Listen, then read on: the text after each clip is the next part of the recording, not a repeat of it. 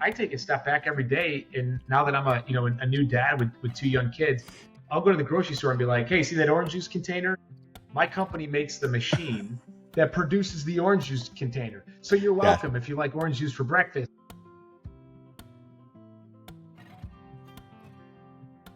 Hello and welcome back to the Manufacturing Culture Podcast. I'm your host, Jim Mayer. If you're new here, this show of mine is really, really simple. I sit down with people in manufacturing. We talk about what it's like in the industry, what their story has been, what culture feels like, what people have built, what they're proud of, and what legacies they want to leave behind. If you've been on this journey before, thanks for coming back. And again, if you're new here or if you've been here with me before, please take 2 minutes on whatever platform you're on to rate and review the show. It helps more than you actually realize. Every time you rate, review the show, somebody else is able to find it because it rockets the show up the funky algorithm that exists in the podcast world. So today I'm back with a guest. I haven't had a whole lot of repeat guests. So Adam's in good company with people like Drew Crow. Second time that Adam's been on the show, Adam Crandall from Addtronics. Welcome back to the Manufacturing Culture Podcast. How are you doing today? Jim, thanks for having me. It's great to be a repeat guest and to be back again. Yeah, it's awesome, man. I love it. And you and I were talking before we hit record here. You were a guest before I had video. Yeah. You were You're a right. guest. I wasn't even on video. It was straight audio. You weren't. Now that I think it was about straight it. audio. Wow. The promotion for the show did not include shorts and clips and all of that stuff. It was a static image of your face that I posted on LinkedIn, and that was the promotion. And so shows come a long way in 3 years. If you haven't heard Adam's story that he shared, go back and listen. Just again, whatever platform you're on. Click search and go to Adam Crandall once you're in the manufacturing culture page. It's a good journey. They had just been acquired. There was a lot that we talked about from the Addtronics side. We've gotten a lot more human focused in our journey on this show. So we're going to talk a lot about Adam, the humans that he impacts through his role at Addtronics. So we're going to have fun. We're going to laugh, and we're going to laugh a lot at this first question because Adam doesn't know it's coming. This is one of the newer icebreakers. So Adam, if your life were a movie, what genre would it be? Who plays you? And what's the opening scene? Jeez, my life was a movie. What genre would it be? And who plays me in the opening scene? Matthew McConaughey. All right. Hell yeah, brother. Yeah. And I would say for genre, probably an action movie, because a lot of my friends and colleagues always explain me as super high energy, ambitious, always driving really hard. So I would say it would be an action movie. I'm always a big fan of Matthew McConaughey. I like the accent a little bit now he plays in the movies.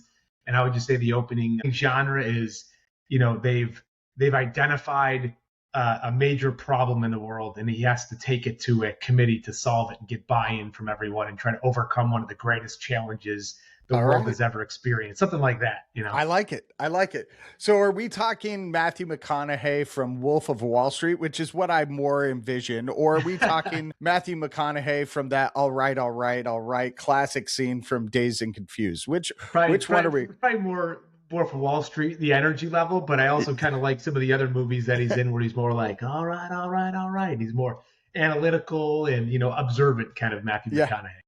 Got it. I mean, that line from Wolf of Wall Street when he's sitting across from DiCaprio is one of my all-time favorite moments, where he said something along the lines of, bring me another martini every 30 minutes until my face hits the table, or something along the lines of that, and I've used that line before and I felt like absolute ass the next day. So I do not recommend anybody use that line, but it is kind of a fun thing to say to a server. And I think my line would be, bring me an extra club soda every 30 minutes, because everyone always busts my chops. I don't drink. I drink club sodas, though, like it's going out of style. And I guess that's where I get my energy from, some might say. There you go. You don't have any of the toxins in you weighing you down, man. Exactly. All right. So next question. just as fun, maybe Yeah, not funny, but just as fun. We're on the Manufacturing Culture podcast. We have to talk about culture because it's in the name of the show. Does culture mean to Adam Crandall? And not like your dictionary definition, because yeah, you've done a lot of schooling. I've seen you in front of really high quality universities, right? You've gotten yeah. MBAs and a lot of pedigree. So I'm sure you know like a dictionary definition, but Sure. your own personal definition of culture is what we're looking for here. Yeah. So honestly, when you say that, Jim, what kind of hits me right off the bat, like without even thinking about it, is when you go to bed on a Sunday night, you get that feeling in your stomach where you're proud to go to work on Monday. You're feeling energized, your batteries aren't drained. And then you start to think in your mind, the people that I work for and the people that I work with are those people that I respect, leaders that I emulate, and people that I genuinely want to be around. And I think, I'm almost 40 years old in about a year, which a lot of people may say, oh my gosh, you're so young. But I look back and I blink and say 20 years ago, I just started my career right out of college. I was grinding, just looking for any job you can get. And I've learned a lot along, 2 decades. And now it matters more to pick not only a job, but pick the leader you're working for and pick the environment and the culture that you're going to spend, at least in my world, 10, 12-hour days right now with how, fast Addtronics is growing. And it's not just about the number. Like if you don't have a good culture and people that rally around you that you want to genuinely spend time with, why are Yes. we doing it every day? So that's culture to me, I would say. I love it. I love it, man. And I've been asking that question now, I want to say maybe close to the last at least 75, maybe 100 episodes. And so now I've got to figure out what to do with all these answers because they've been fucking Yeah. awesome, right? And Yeah. maybe it's a book, maybe it's a calendar, I don't know, but Yeah. there's some great answers, and yours was no exception to that. That was a great answer. I think you're spot on. That feeling that people have on Sunday night before they go to work on Monday, or it could be whatever. Like I have a friend who's a dispatcher for a police department.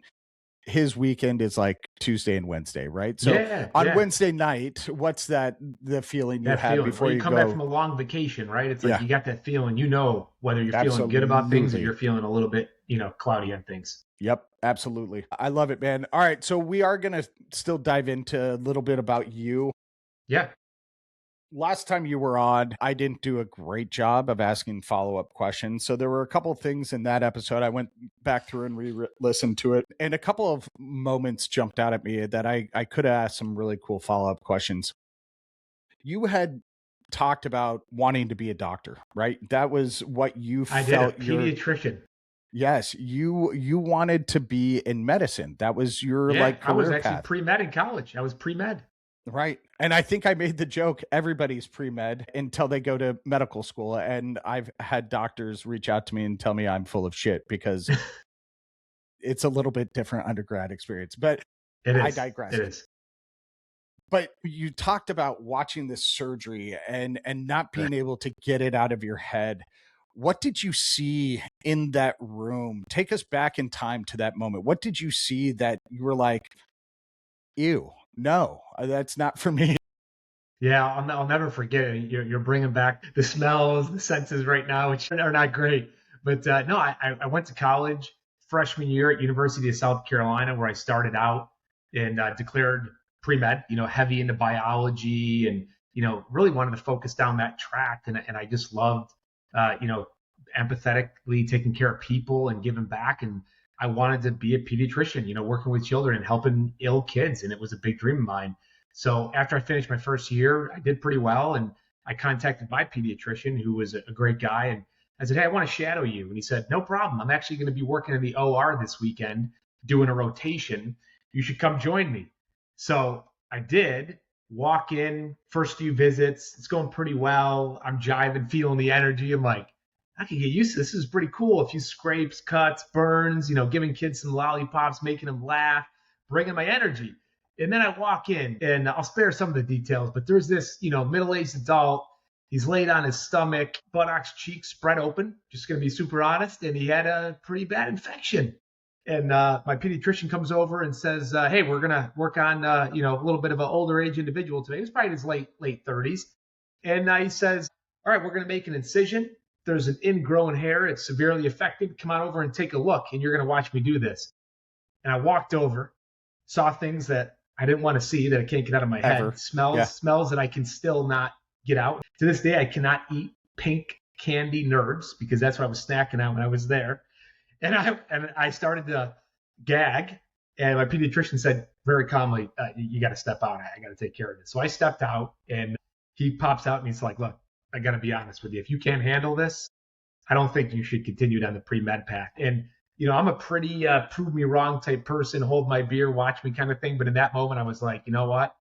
You're right. I can't do this. I can't do this. So I called my parents. They picked me up. I was home visiting college for the summer, and I said, I think I want to change career paths. And I remember reaching out to a mentor, a really, really good mentor of mine that I had at high school, a few other people.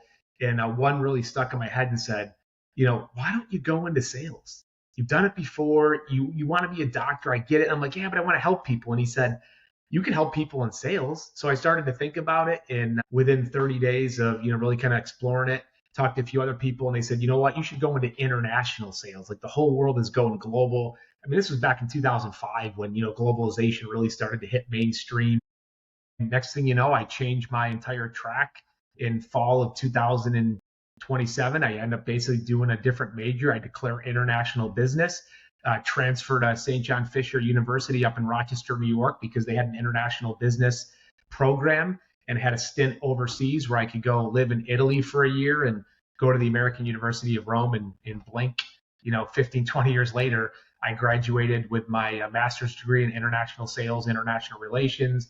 I got my executive degree from Wharton Business School in chief revenue officer certification. And I look back and I'm like, man, I was almost a doctor until that moment. That's pretty cool, man. I mean, Yeah. it's a good story. It's a good origin story, right? Yeah. But let me ask you a question. What does it do internally in your psyche to have that one thing that you knew you wanted to do, right? And that you had Yeah. planned to do and you had studied to do, and realizing that wasn't the right thing for you? What did that do to you mentally, to your psyche? Yeah. I think it's interesting, right, Jim? Some people, when they encounter situations like that in life, they can either approach it with the thought of, my whole life plan is gone. Like, I can't believe I wasted, a whole year of schooling or 5 years of planning with high school guidance counselors and, focusing on this plan. But I kind of looked at it differently. A lot of people have told me over the years, man, women plan, God laughs, right? Like, you can plan all as you want in life. I never thought I'd be 38 years old having the privilege and the opportunity to work for a private equity group. I mean, that's been a wild ride. It's difficult to get into that side of things as it is. And I kind of fell into it because I worked for a family business that sold their company to PE. But when I look back at the pediatrician experience, I kind of looked at it as, it was a signal to me. It was a signal from my higher power saying, look, this is not where you're meant to be. And I'm going to embrace that. I'm going to look at that and say, okay, there's a different path. I'm going to put my energy into that. And I always loved people. Like, I loved people, and I loved working with kids, again, to give back. So I kind of channeled that energy and psychologically said, okay, how can I look at this as a pivot and take it Yeah. as an opportunity to help people in a different career path? And for 20 years later, almost, I don't think I could even do it differently now. Like, it was a great decision, and it was meant to be. That's the road that it had to be. That's awesome. I love that. And I mean, we're in an industry, and I've heard 250 some odd stories at this point, right? People's Yeah. journeys and stories that have been recorded. I've heard tons that weren't, Yeah. hundreds, if not thousands, that weren't. But what is very common is in this industry, a lot of people end up here, right? It wasn't like that Yeah. linear pathway to manufacturing, right? Yeah. I'm sure that in the different Addtronic companies, there are a lot of employees that, you know, machinist or automation tech was not on their short list of careers to be when they were growing up, but they tripped and stumbled and landed in here and are very proud of the work that they do now, similar to the pride that I hear out of your voice for being in the role that you're in now. What do you see in those people in the different Addtronics companies that may have had that non-linear path into this industry? Yeah, I think a few things, kind of come to mind immediately is number one, when I left the medical track to be a doctor, I actually joined a Fortune 500 company and I worked in medical device and life sciences sales for 8 years. So I kind of looked at it and said, okay, it's not a linear path, but how do I still support kind of the industry that I'm interested in?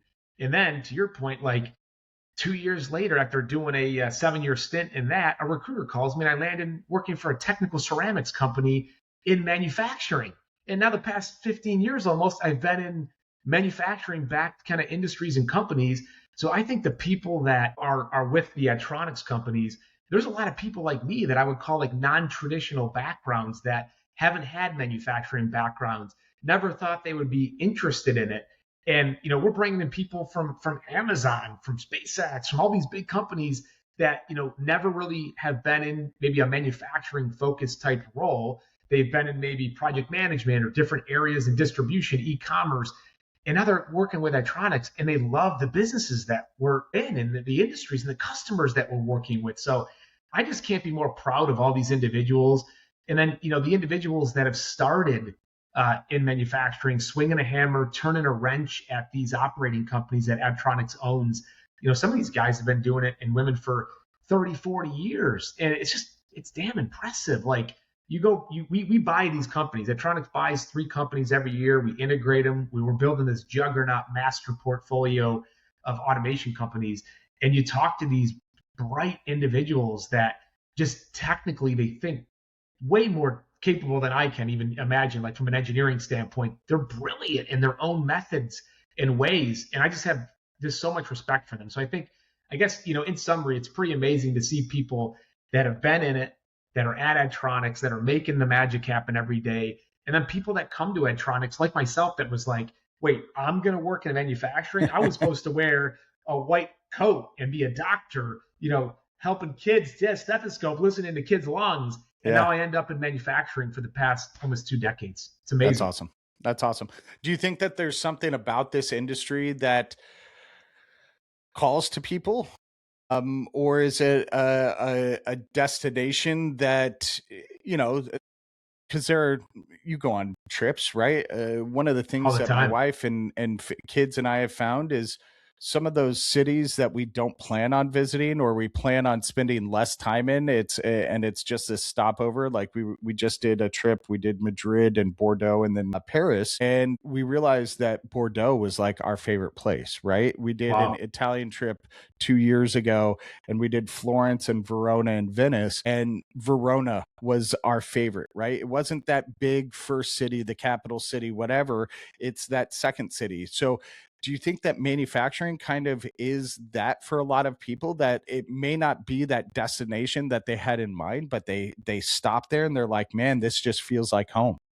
Yeah, I think that's a great way you put it, Jim. I look at it as, you're right. Like people don't have that in the forefront of their mind or even on maybe their vision board or roadmap, especially with all these young kids. Like our young generation, like no one's going into manufacturing. And we're kind of brainwashed. We're taught by high schools, government landscape, even sometimes parents, right? It's like, you need to go to college, go work for tech, get a degree. Manufacturing is bad. Like it's a dirty job. And now I feel like when people get into it after they go through the first door of their career, they're like, wait a minute, like I'm making a huge impact in our economy. It's making a huge impact in my local community. And I actually like what I do because I'm working with people that are practical, like-minded, like they actually understand that this is like good, hard work. Like you go home at night and it's not like you're just part of a, cog in a wheel. Like you're actually supporting what an industry that is making things. Like I take a step back every day. And now that I'm a new dad with 2 young kids, I'll go to the grocery store and be like, hey, see that orange juice container? My company makes the machine that produces the orange juice container. So you're Yeah. welcome if you like orange juice for breakfast, or, hey, you like electricity? Well, we make the machine, the automated machine, seriously, that actually produces electrical components to power homes and energy, whether it's the major companies that make turbines or power lines every day. So I kind of look at it as, you don't plan to do that. I definitely didn't. But as soon as you land here, you're really proud of it and you feel accomplished, and it's a great place to be. Yeah, I love that. And I will ask you more about your level of pride, but I want to get into something real quick. And Yeah, you and I are friends, so you can always say, Jim, I hate that question. Let's skip, and I'll just delete this whole part of the conversation. But I also want to ask this because I do like you, and I like Addtronics and your organization. yeah, There are a lot of really complicated feelings in this industry towards private equity. definitely. And 100%. I've had a guests on, one of them from private equity. One of them said, Jim, there's private equity and then there's private equity. Oh, yeah. And I think that there almost needs to be a separate term for the PE companies that take humans into consideration versus the private equity companies that come in, blow shit up, and then scrap a company for parts and have zero regard for the humans that exist within that organization, right? Because right now, you say private equity, and I'd say 90% of my audience thinks the latter. They think this is a company that's going to go in, they're going to fuck everything up, they're going to fire a bunch of people, they're going to sell the company for parts. But Addtronics is much different, right? And Very this is different. why you and I have been friends. This is what drew me to our conversation originally. What do you say to those people who have those complicated feelings about private equity? Because it's got to be something that you deal with, especially in your new role as CR, that you Yeah. have to deal with on a very regular basis. Yeah, that's a great question. And I'm proud to dive into it with you, actually. So I would say this: traditional private equity, sometimes it has a bad name. People think of them as going in as kind of corporate raiders. They do what I call a rip and flip, right? They come in, they rip all the costs out, and they flip the company just to make a profit, make a buck. Addtronics is different. We're backed by a family office, more boutique PE group, really focused on investing in the operating companies, where again, we're not going in and buying the company, like you said, screwing everything up, scrapping it for parts. That's not Addtronics' model. We're also not just a holding company. We don't just sit up at the top level and just kind of point fingers, look at spreadsheets, and look at data. The Addtronics model is different. Number one, we run a decentralized strategic playbook, which means we buy the company, and honestly, unless it was known to many people outside of the announcement, day-to-day behaviors, you wouldn't even notice the company was acquired by Addtronics, which is Right. amazing. And ironically, I had people challenge me over my years and say, well, prove it. Well, here's an example. Our most recent acquisition, DAC International in California, that just happened in May of 2025. We bought them May 1st. It didn't get announced until the second week of June. No one even Wow. knew we owned them for 6 weeks, because Addtronics operates in that decentralized model where the president of that company, the founder of that company, they continue to lead that company. They have an employment contract. If they choose to stay, we encourage them to stay because there's all of that historical knowledge they bring with it. And then at that point, they sit down, we align with our value creation plan and say, what are the things that have been holding you back from really growing this business, from increasing the service to your customers, making a better and greater customer experience? And then we invest in all of those businesses. Where I think traditional PE, again, I've only been in PE now for 3.5 years, but my perception is they go in, like you said, they're cutting costs. How do we just flip this, make a quick buck? Obviously, profit's important for Addtronics, but at the end of the day, we're really focused on how do we put the right people in the right seats, invest in the people, and ultimately invest in every single company that we acquire to make a better version for themselves. And I think what Addtronics did right, personally, was they run that decentralized playbook, but the investors that are behind Addtronics, they're family offices, and these are families that have owned manufacturing companies for like almost some of them a century, like multiple generations. These are aunts and uncles. moms and dads, grandparents, grandkids now that are part of these companies, and they've invested in the fund that basically backs Addtronics. And they are big time believers of bringing American manufacturing back, investing in these companies and doing it differently. So that's what I would kind of say why we're very different in the PE space. I love that. And you guys have now grown from 3 to 6, right? Yeah, Since it's in the 3 exploded. years. Yeah. I mean, that's When some you and I massive first talked, acquisition. we were one company, right? It was Right. Dynamic Design, the automation company in the Carolinas. And yeah, to your point, from end of 2022, not even 4 years later, we're already 6 companies now, and we're getting ready to make 2 more acquisitions in the next Wow. 6 months. That's awesome, man. Congratulations. Thanks. And I don't remember which show, but I saw you at a show, and one of my favorite companies I interviewed, I think somebody from one of your organizations, they made the CBD joint rolling machine. Correct. You That got a good was memory. that was one of the coolest, like, because I partake, right? It's legal in Arizona. I have massive anxiety. I tend to be on the edible side of life just to help me at the end of the day, like wind down and go to bed, right? It's not massive amounts, but it is something. But you go into these dispensaries and they're pre-rolled everything, right? If you smoke it. That's And great. Yeah, it is. to me, it just shows what you were talking about earlier. Everything is touched by manufacturing, right? There's a It really machine that is. pre-rolls your joint if you smoke weed, right? Or marijuana or THC, however I can frame it on this show Yeah. and not Yeah. get in trouble with Apple. Um, it exists, and it's so cool how much it touches and how the different businesses within Addtronics, the variety, right? You guys have so many, your portfolio is so diverse.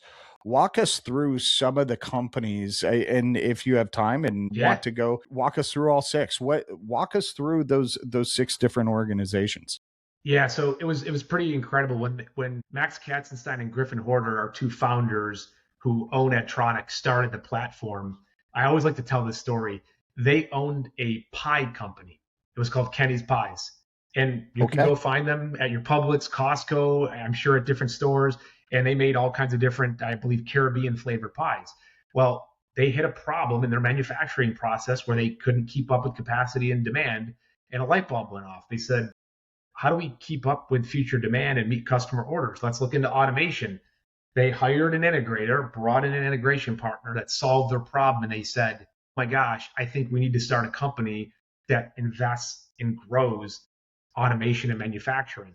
Fast forward 2 years later, after they incorporated the company, kicked off the investment fund, we buy 2 companies, Dynamic Design in Charlotte, North Carolina, and Missouri Tooling and Automation in Lebanon, Missouri, both integration robotic companies. They buy them both, and we put them together under one brand now called Addtronics Custom Automation. And basically, it does everything in regards to robotic automation, non-robotic automation, whether it's aerospace, automotive, med device, life sciences, pharma, anything that's super manual that needs automated processes to help de-risk things, increase output, help with efficiency. That's what these 2 companies do. And it's been a wild ride. We bought that company in October of 22 and January of 23. From there, we started saying, okay, this is a success. Now we need to be able to service machines and robots. So we go and we buy a company called Bow Robotics in Cincinnati, Ohio in May of 2023. And these guys do everything under the sun when it comes to service. They service ABB, Epson, KUKA, Mitsubishi, Iskawa Motorman, you name it, Fanuc. If they have a robot in a manufacturing plant floor and it needs service, preventative maintenance, or the robot goes down, they complement our integration company and they support whether it's a machine or just a general robot that's in these manufacturing plants and do that. Great acquisition. Then from there, we started to see a really big interest in the market for healthcare, med device, and life sciences. And like you mentioned, the joint rolling machine, a lot of people, kind of make fun of it, but it's a huge healthcare product, like, medical marijuana solving for, patients that have cancer and stuff. We started to see a ton of growth. And from there, our founders started to say, you know what, we want to start to shift the platform and have more of a heavy focus on medical device, life sciences, healthcare, and pharma. So we made our next acquisition called Sirius Automation in the Chicago, Illinois area. And these guys specialize in automated machines for drug discovery. So think about Wow. any pill that a drug manufacturer is making, powders, pills, and these are scientists in labs, whether they're trying to cure colon cancer, pancreatic cancer, incredible drugs that are doing things that, you can't even imagine right now that maybe in 10 years they'll come out. We make the automated machines that save PhDs, lab scientists, weeks, if not months of time. So we bought that Wow. company. It's been on a tear of growth. Again, we saw a ton of success in the pharma space. So from there, we said, okay, we're on the drug discovery side. How do we complement the platform and buy a business that then produces drugs? Yeah. So fast forward another year and a half, we buy a company called Colinar in August of 2024 in Connecticut. These guys are incredible as well. And they basically fill any syringe, cartridge, pen, or vial liquid drug. Think flu vaccine, COVID vaccine. Biggest thing right now, compounded drugs, HRT, hormone replacement therapy, testosterone, GLP-1s, Ozempics, all of those types of drugs in the world. We are filling on our machine all of those types of liquid, compounded, or pharmaceutical grade drugs to, again, bring better patient outcomes to the healthcare world. That Yep. business has been what I would call hyper growing. I mean, we've grown the business probably, oh my gosh, 5 to 8 times where it started in literally 24 months because of the market right now. And from there, we took a step back, and our final acquisition, or most recent until we buy more business, was medical device, more niche focused med device. We bought the most recent acquisition, DAC International in Santa Barbara, California area, and they make all automation equipment for contact lenses and Wow. intraocular lenses. No I kidding. never knew what IOL was, intraocular lens. You know what a contact lens is? Everyone does, right? They produce contact lenses. It's cool, but IOLs is wild. When you get older and you start to lose your sight, you have a lens in your eyeball. A doctor will go in, they will ultrasonically blast and shatter your lens into thousands of pieces. They'll suck it out with a vacuum, and our machine, again, I wanted to be a doctor, but I don't want to see this stuff, right? Our machine will manufacture a little synthetic lens on our Wow. lathe, automated lathing equipment. It's done fully automated for all your major contact lens and IOL producers. The surgeon will insert the IOL in the back of your eye, and it will unfold. They'll attach it to your eye, and you can now see again if you were going blind. That's wild. That's So wild. it's crazy. It's crazy. So those are the 6 companies that we own, the 5 operating companies that they're a part of.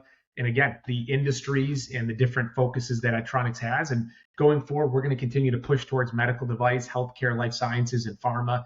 We have an aging population, a lot of sick people, and we want to be there every step of the way to help improve patient outcomes and make life better. And that's why, honestly, I go to bed at night and I feel good about what we do. I love it, man. One of the things you had said last time we talked is you promise every company that you protect their culture, right? Yeah. Yeah. Are you still able to make that claim now that you've grown so much? Is that something that still means as much to you and your founders as you're growing and scaling and looking at more acquisitions? Yeah. So I'll speak on behalf of myself first. That's what matters to me most. I mean, I was just having a conversation actually 2 days ago when I came back from a business trip, and we're getting ready to close what I think one of the largest deals in our history at one of our opcos. Like this is big. I was out in the West Coast with one of our presidents, and our operations team is buried right now.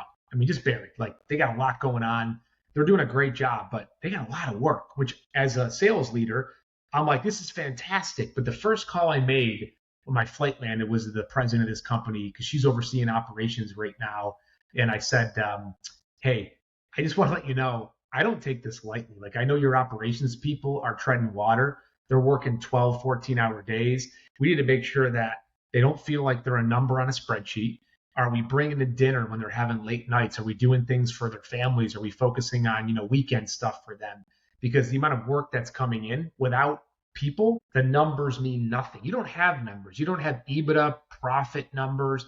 You don't have any of that without people. So I always prioritize that every day that I'm on the job. It's uber critical to me. And I think, again, the way our founders and our leadership team continues to focus on it is when they buy the companies, you'll notice they don't say nothing's going to change. A lot is going to change. But when it comes to culture, again, we have our HR partner that now works hand in hand with our presidents to say, look, if you need help in this arena, we're here to support you. But the things that you have been doing, keep doing them. And if there's things that you haven't been able to do, or you feel like we need to do more of, like a team outing or a company picnic that involves family, you didn't have the cash to do it, or you just didn't have the time because you've been running the whole business by yourself with no help with 15, 20 people, and that's it. We give them the ability to do that. And I think that's where Addtronics really continues to prioritize that. And the other cool thing I would say is it's not just an idea or a thought. We actually have a quarterly culture survey that goes out every single quarter to every single employee. And then we take that data on a spreadsheet, in a chart, in a graph. We present it to our investors. We present it to the family offices that have millions of dollars behind this business. And they actually look at it and they see, are the scores going up? Oh, this OPCO, maybe it slipped. Oh, they're stressed because they're extra busy right now. And I think it really, I was in Dallas at a big board meeting, Jim, with some big wigs. I mean, people that got a lot of money that are behind this. And I'll never forget it. Like, I thought I was going to get grilled on my numbers and they were going to dig into this. And they asked a few good questions, but the room goes silent. And one of our big investors says, how are all the people doing? And I was thinking, like, doing as in like results. And I kind of tried to explain, oh, well, they're doing well. You know, we're meeting our numbers. And he said, no, like, how are they actually doing? Like, how's their mental health? How are their families feeling about Addtronics and them working at this company every day? And I was just like, whoa, it took That's my breath awesome. away. I remember I got home and talked to my wife and I'm like, she's like, how was the board meeting? I'm like, we had this like major investor sit back and ask, like, how are the families and how are the people feeling coming to work every day? And that hit me hard, Jim. So I guess, to answer that question, it's like, I feel like they do care and I witness it every day. That's awesome, man. And again, I think that lends to the difference in the types of private equity, right? Because that's not a question you hear often publicly asked from, or responses from board members of private equity firms, right? That's just not your stereotypical. I want to wrap up because we've got like 7-ish minutes left here. Sure. I want to talk a little bit more about you and what makes you proud, right? So when you look at the work that you do, your journey that you've been on, what is something that you're proud of? Like, what is that moment, that thing that if you got to show your young kids? Exactly. What invokes that pride? Yeah, so I think two things. For me, my motivation really does rely on two things. Number one, now that I'm a dad, it's for my kids every day, right? It's like I look at my career as this is a vessel to give back to my family, improve their lives, and give my kids opportunities that I didn't have when I graduated high school and college. My parents, great people. My dad was in manufacturing. He's a nuclear engineer. He works for a nuclear power plant. They've done well over the years, but we didn't have a lot of money. We had 4 kids. So they did whatever they could do to get me where I am today. And I kind of look at it as, my dad's philosophy always was, how do you make the next generation more prepared and better than where we were at our generation? I look at it as, I do pretty well. I feel like I've worked hard, but I want my kids now to be even in a better spot than my grandparents were, my dad was, than I was. So I look at that, and that's a big motivator every single day while I do this. But I think the second major thing is making the impact every day with the people that you work with. I more look back when I go to bed at night when my kids ask me, what do I do? Sure, I do sales, I do this, I do that. But honestly, it's impacting and investing in the people that you work with every single day to make them better versions of themselves, and identifying people that may have not gotten opportunities, and you can help them achieve their goals and different dreams that they want to achieve, and be a partner in helping them do that. I had a boss one time, I'll never forget it, and this is kind of carried with me. She joined as a new VP of sales, and I kind of sat in her office. We were chatting about, hey, what are your goals for the company? And I had all these questions, and she just sat back and looked at me and said, you know what my goals are? My goals are your goals.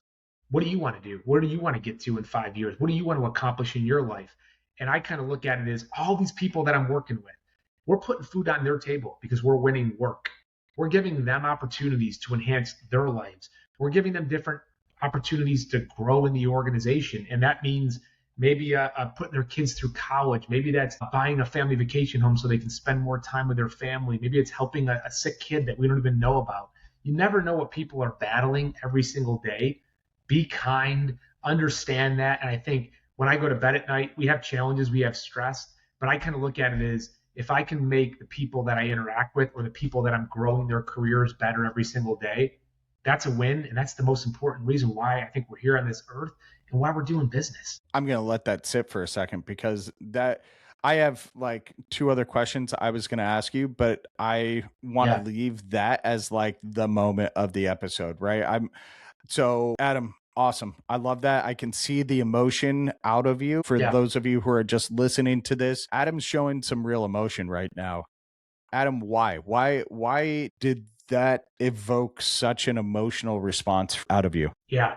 I think you hit it spot on, Jim. It did invoke a little emotion because, I guess, again, when I've looked at my career for 20 years, you get so wrapped up in, making the number and hitting the number and achieving this. And I almost explain it as like the brass ring process. You're always reaching for the next brass ring. But again, at the end of the day, when you look back and you're retired in, 30, 40 year career, you're not going to remember the last deal you closed, or you're not going to remember, the last win that you had or the extra hour on that conference call. What honestly matters to me, and you can't see it here, but I have a frame. I'll grab it real quick. I got a frame here where I have a poster board in my last company where I had a boss that put every single purchase order together when we hit a major milestone. You can see the team celebrating in that photo. That's cool. And I still to this day get thank you cards, LinkedIn messages from people, former students. I was a college professor as an adjunct alongside of all this that said, I'm doing this because of you, or this happened today. And I remember you taught me this when I was working for you, and I was able to overcome this challenge, or I'm dealing with this kind of stress and anxiety with this boss. But when I call you and we work through this, I can see the outcome happening before my eyes. And I just want to, give that feedback back to you. And I look back at that going, that's why we're here. And I get kind of choked up a little bit because all those people that I've worked with, you don't get along with everyone. You're not always everyone's cup of tea, but I look at it as if you're genuine, you're authentic, you go into things for the right reason, and you do the best you can every day. And again, your main focus is giving that person an opportunity to be the best version of themselves, proving, supporting, and investing in anything you can do to help that person. You've done all you can do, and it's a win-win. And again, you see the feedback continue to filter in from people that say, I miss those days when I worked with you or for you, and because of this, I'm a better leader, I'm a better coworker, and I'm a better person for it. And it's touching. I love that, man. And that's going to be the legacy of Adam Crandall, right? That's the goal. Yeah, I love that for you.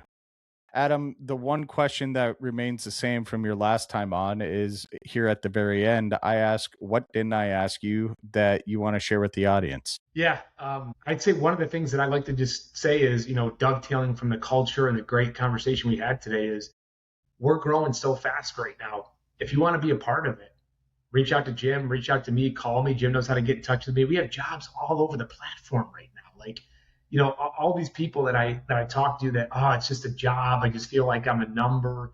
We're buying 2 to 3 companies a year. I have sales openings. We have engineering openings. We have manufacturing floor operation openings. You name it, we have them. I just would encourage your listeners, if they're interested in a new opportunity, they want to be a part of this, the passion, the excitement, the raw emotion, because, what we're building here is something that honestly hasn't ever been done before in Addtronics. Like, you look at these PE firms and just like we talked about, they buy companies or they try to do this. This honestly hasn't been done before. What we're doing at Addtronics is called a buy and build roll-up strategy. We're taking all these companies that complement each other. We focus on something called connective tissue, where these companies in this city help this company in this city at Addtronics, and they leverage the capabilities to bring a customer experience that's never been seen before. Salespeople get to sell multiple product lines, and they get to cross-collaborate within the operating companies. And it's just special and it's different. And I would just say we're looking for good people every day that want to be trailblazers and set the world on fire with us.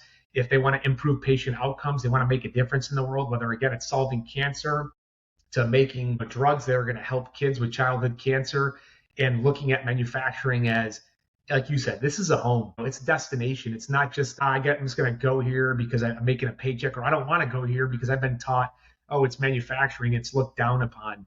Come here, flip a new leaf, and see what it's like to work at Addtronics. It'll be an experience that you won't regret. And I've been with the platform almost 8 years now through the acquisition, and it's the longest I've stayed at a company. Young people are job hoppers, right?